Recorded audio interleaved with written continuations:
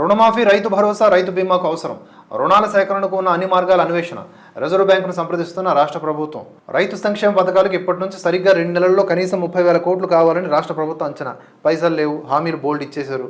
August 15లోగా రైతులు 2 లక్షల లోపు రైతుల 2 లక్షల రూపాయల లోపు పంట రుణాలు మాఫీ చేస్తామని సీఎం రేవంత్ రెడ్డి ఇంతకుముందే ప్రకటించారు.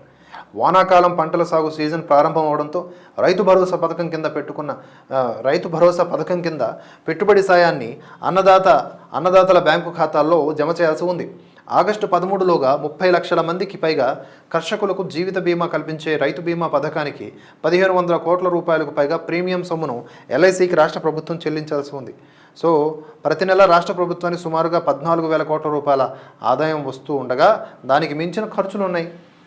ఆదాయం నుంచి ఈ పథకాలకు నిధులు సర్దుబాటు చేయడం సాధ్యపడదు.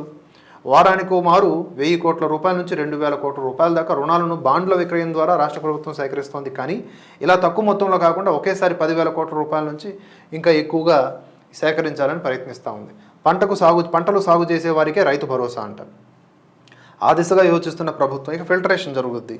ఒకప్పుడు అంటే కేసీఆర్ ప్రభుత్వం ఎవరికి మల్లారెడ్డికి కూడా రైతు భరోసా ఇచ్చింది. వీళ్ళు ఏంటంటే ఇంకా వీలైనంత కత్తిరింపులు చేస్తారనమాట. ఆగస్టు 15లోగా దశల వారీగా అని మరొక కొసమెరుపు, దశల వారీగా రుణమాఫీ చేస్తారంట.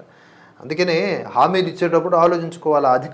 అధికారం కావాలని చెప్పి అడ్డదిడ్డమైన హామీలు ఇవ్వటం ఇప్పుడు ప్రజల్ని మోసగించినట్లే కదా, రైతుల్ని మోసం చేసినట్లే కదా. రాష్ట్ర ప్రభుత్వం బాగాలేదని ఆయన ఇప్పుడు ఎందుకు మరి ఫ్రీ బస్ ఎందుకు? దానివల్ల ఎన్నో కొన్ని కోట్లు నష్టం అవుతుంది కదా, దాన్ని ఆపొచ్చు కదా. లేదు, ఆపం. అది మనకు ప్రచారంలో ఉపయోగపడే ఒక అంశం. మరి ఆటో డ్రైవర్లు అక్కడ బాధపడతా ఉన్నారు, వాళ్ళకి ఏమిస్తారు? ఈ ఉచిత పథకాల వల్ల లేకపోతే ఈ రుణమాఫీలు వంటి వాటి వల్ల ఎప్పుడైనా సరే దేశమైనా రాష్ట్రమైనా భ్రష్టు పట్టిపోతుంది, బలహీనపడిపోతుంది.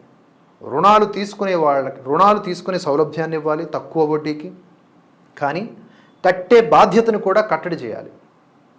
ఆ క్రమశిక్షణ కనుక ప్రజలకు మీరు పాలకులు నేర్పించకపోతే తప్పకుండా ఒక నిరాసక్తత, ఎవడో ఒకడు వస్తాడు ఈ రుణమాఫీ చేస్తాడని చెప్పేసి వాళ్ళు దాన్ని తిరిగి ఇవ్వరు.